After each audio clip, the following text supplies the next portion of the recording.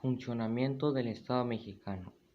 El Estado mexicano es una agrupación política que concentra el poder público, es decir, posee la facultad de mandar y de ser obedecido, independientemente de los gobernantes y los gobernados.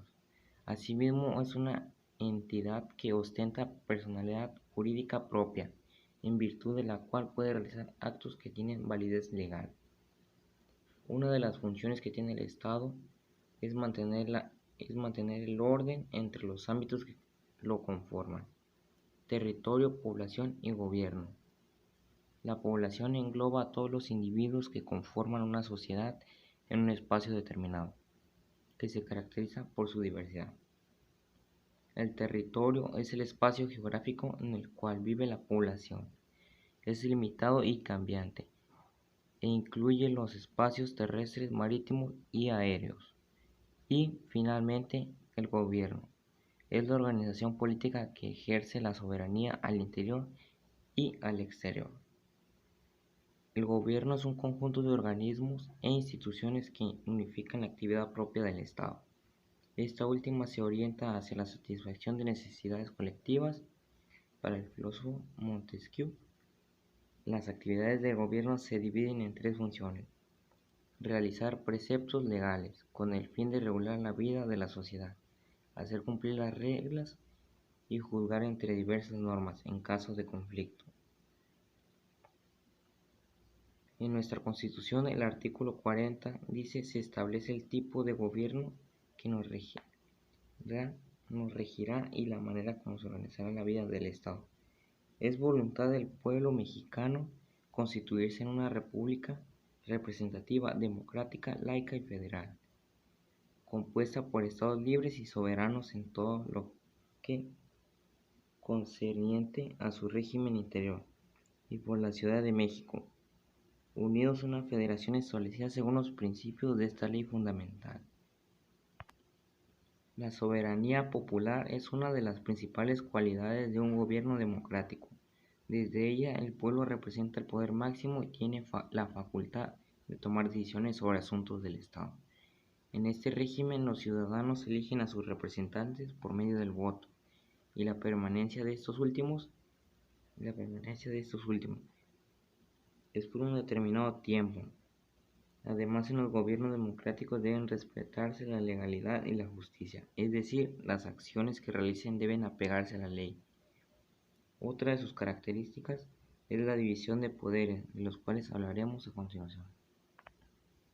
División de poderes. Una de las principales características de un régimen democrático como el de nuestro país es la división de poderes.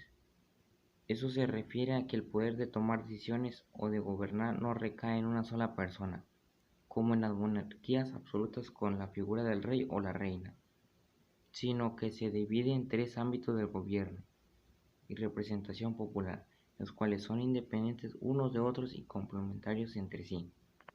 Estos son los tres poderes de la Unión. Legislativo: crea leyes o modifica las ya existentes. Aprueba el presupuesto de egresos del país, entre otras funciones. Se deposita en el Congreso de la Unión, constituido por la Cámara de Diputados, integrada por 500 miembros, y la Cámara de Senadores, compuesta por 128 legisladores. Tanto diputados como senadores son electos por medio del voto. Ejecutivo: se encarga de ejecutar las leyes que aprueba el Poder Legislativo. Se deposita en una sola persona, el Presidente de la República, quien a su vez se vale de las secretarías de Estado y otros funcionarios para llevar a cabo sus labores. Al Presidente de la República lo elige el pueblo a través del voto. Judicial: su principal función es administrar la justicia, esto es, determinar si el comportamiento de una persona o una institución es contrario a la ley, y de serlo, sentenciar de acuerdo con lo que dicten las normas. Dicho poder está depositado en la Suprema Corte de Justicia de la Nación, el Consejo de la Judicatura Federal, el Tribunal Electoral del Poder Judicial de la Federación, los tribunales colegiados del circuito, los tribunales unitarios del circuito y los juzgados de distrito. Los ministerios de la Suprema Corte son nombrados por el presidente. y ésta designa a magistrados y jueces.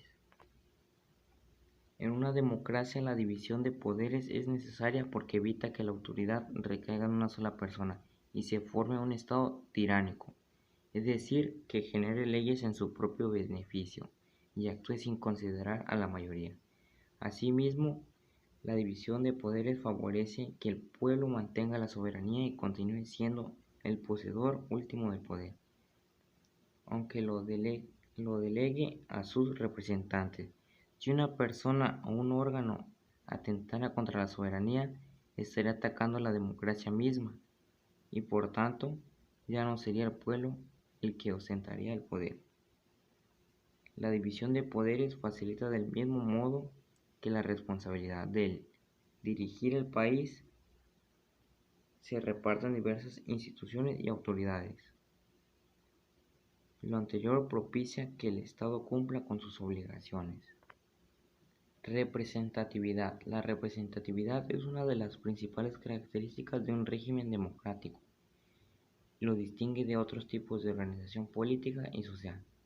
En dicho concepto, al pueblo lo representan las personas que elige dentro del gobierno de su país. Los representantes son ciudadanos que por medio del voto resultan electos para que sean la voz de la gente y vigilen los intereses de la sociedad.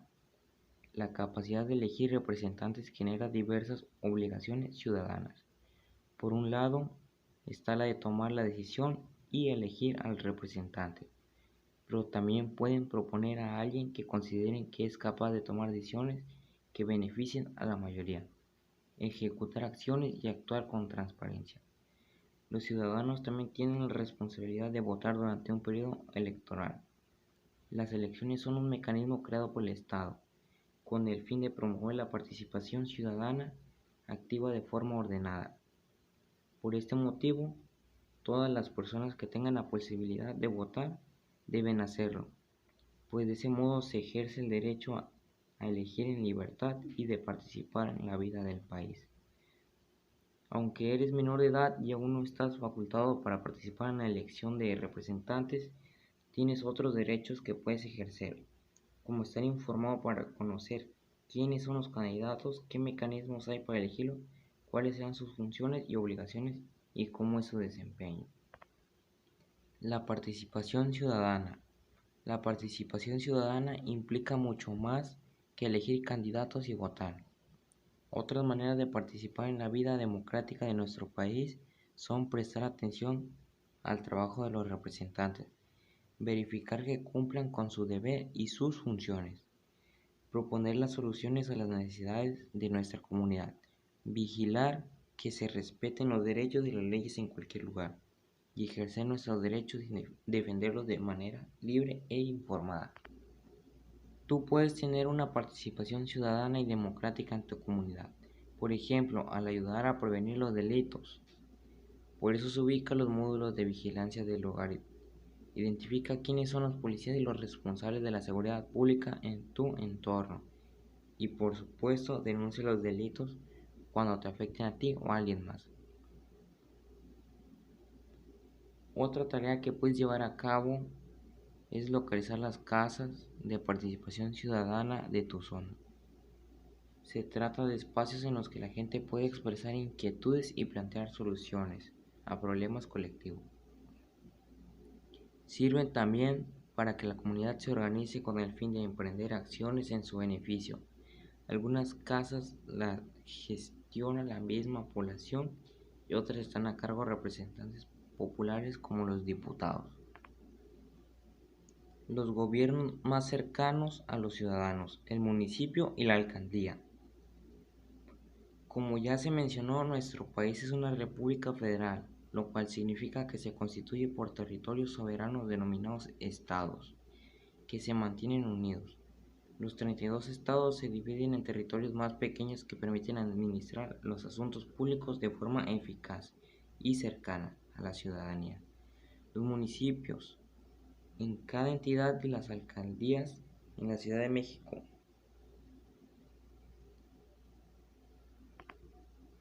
Mapa conceptual sobre las características de las unidades territoriales del Estado. Ámbito federal. La nación tiene sus propios gobernantes con autoridad sobre los niveles estatal y municipal. Tienen su propia constitución. Se divide en tres poderes: legislativo, ejecutivo, ámbito estatal. Los estados tienen autonomía y soberanía y poseen gobernantes propios.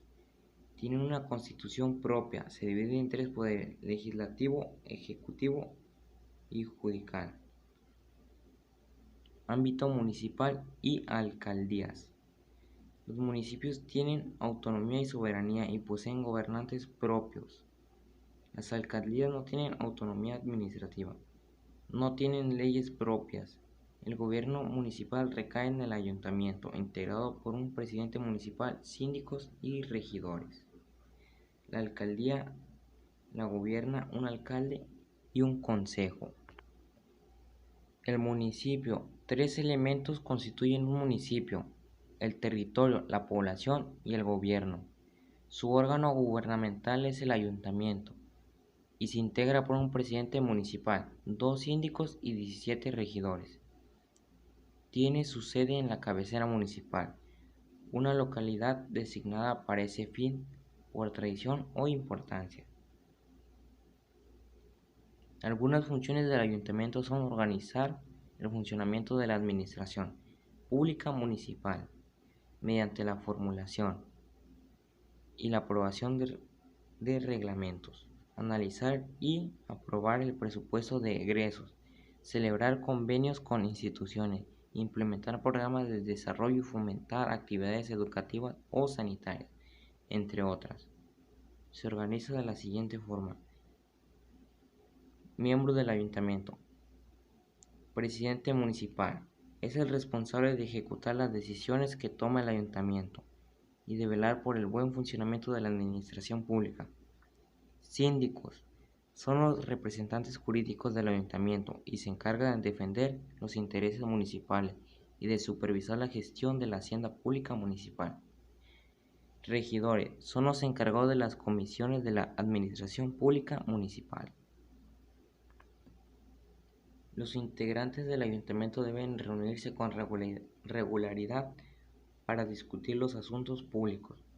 A esas reuniones se les denomina cabildo y funcionan por medio de sesiones y comisiones de diferentes tipos. Número 1. Las sesiones son juntas que realizan los integrantes del ayuntamiento para discutir asuntos concernientes al gobierno municipal.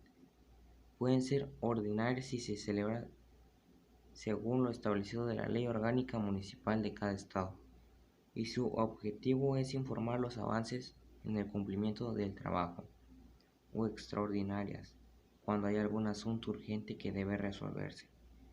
Las comisiones tienen como finalidad distribuir la vigilancia del buen funcionamiento de la administración municipal entre los regidores.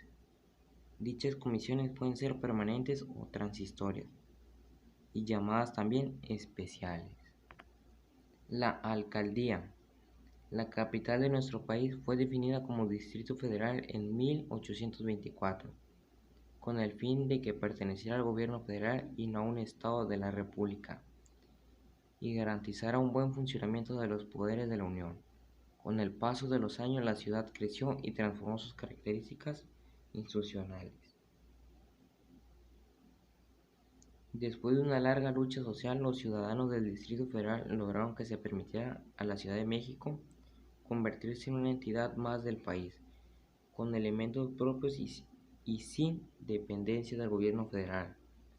El resultado de este proceso fue el Congreso Constituyente de 2016, en el que se creó la Constitución de la Ciudad de México, la primera en esta entidad. La Ciudad de México está dividida en 16 demarcaciones territoriales con gobiernos autónomos llamados alcaldías. Este órgano político-administrativo se integra por las siguientes figuras institucionales. Número 1. Un alcalde o una alcaldesa, la cual elige la ciudadanía y ejerce el poder ejecutivo de la demarcación. Número 2. Un consejo, que representa a las comunidades de la demarcación y que supervisará y evaluará las acciones del gobierno. Ayuda a equilibrar el poder político en la demarcación. Sus integrantes también son elegidos por votación popular. Tanto el municipio como la alcaldía son los gobiernos más cercanos a la población de nuestro país, porque sus obligaciones implican atender las necesidades básicas de la comunidad. Por ese motivo, también son los que presentan mayor participación ciudadana en los asuntos públicos. Es importante que conozcas a los funcionarios de tu municipio o de tu alcaldía, que sepas quiénes son, cuáles son sus funciones, dónde se localizan sus oficinas y qué problemáticas pueden resolver. El desempeño de las autoridades. Todas las autoridades, desde las locales hasta las federales, tienen una serie de obligaciones y compromisos que deben cumplir. Cuando una administración municipal asume el poder, presentan un plan de desarrollo municipal, que no es otra cosa que las acciones y las estrategias que llevarán a cabo en el municipio durante su gestión. Dicho plan se establece con base en las propuestas de campaña y en el análisis de las peticiones y las necesidades de la comunidad. Es una carta compromiso que establece la administración pública con la población de su municipio. Esa es la dirección que deberá seguir el ayuntamiento y deberá responder durante su gestión de las necesidades de la comunidad. El plan de desarrollo municipal lo da a conocer de manera oficial el ayuntamiento y es un documento público que cualquier ciudadano puede consultar. En los niveles estatal y federal existen documentos semejantes, Plan Estatal de Desarrollo y Plan Nacional de Desarrollo, respectivamente. Suele estar disponible en la página de internet oficial de la Administración Pública Municipal vigente. A ese plan se le añaden muchos otros documentos que complementan y delimitan las funciones y las facultades que tiene la Administración, como el proyecto de presupuesto de egresos, por ejemplo, en el que se explica cómo se utilizan los recursos públicos municipales. Dichos instrumentos sirven para evaluar el desempeño de las autoridades locales, al igual que las estatales y federales. En todos los niveles de gobierno hay organismos dedicados a vigilar que las autoridades cumplan con sus obligaciones fiscales y que respeten el proyecto de presupuesto de egresos, por medio de auditorías y otros mecanismos de control. En los municipios y las entidades federativas, a ese organismo se le denomina Contraloría y a nivel federal Secretaría de la Función Pública. Ambas instituciones las creó el mismo Estado con el fin de supervisar su propio desempeño. Dentro de sus funciones, los referidos organismos promueven la participación ciudadana en la supervisión y la vigilancia de las acciones que realizan las autoridades, por medio de organizaciones o consejos, los cuales integran individuos que habitan en las diferentes localidades de los municipios y que son elegidos por la comunidad para que la representen. Estas agrupaciones constituyen un apoyo importante tanto para el ayuntamiento como para la población, pues no solo son observadoras del desempeño de los funcionarios públicos, sino también son un instrumento activo que promueve la participación ciudadana en los programas y los planes que implementan las autoridades municipales. Una de nuestras responsabilidades como ciudadanos es mantenernos atentos a que las autoridades cumplan con su trabajo, lo desarrollen de la mejor manera posible y con transparencia, que hagan uso adecuado de los recursos que tienen disponibles y que velen en todo momento por el bienestar de la ciudadanía, lo que es su compromiso y su obligación.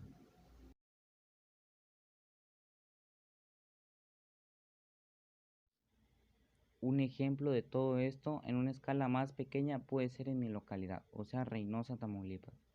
Desde el pasado 19 de abril del 2021 hasta el próximo 2 de junio empezaron las campañas electorales para los candidatos que buscaban ganar algunas de las 43 alcaldías o 22 diputaciones locales de Tamaulipas. En Reynosa, el candidato por Morena, Carlos Peña Ortiz, publicó que su campaña tendrá ideas innovadoras para llevar a cabo una mejor calidad de vida en la ciudad de Reynosa. Y por otro lado, el candidato por el PAN en Reynosa, José María Moreno, publicó un video con el conteo para iniciar su campaña a por la alcaldía. En conclusión, hay que visualizar a los candidatos y sus propuestas electorales para así beneficiarnos todos en un futuro.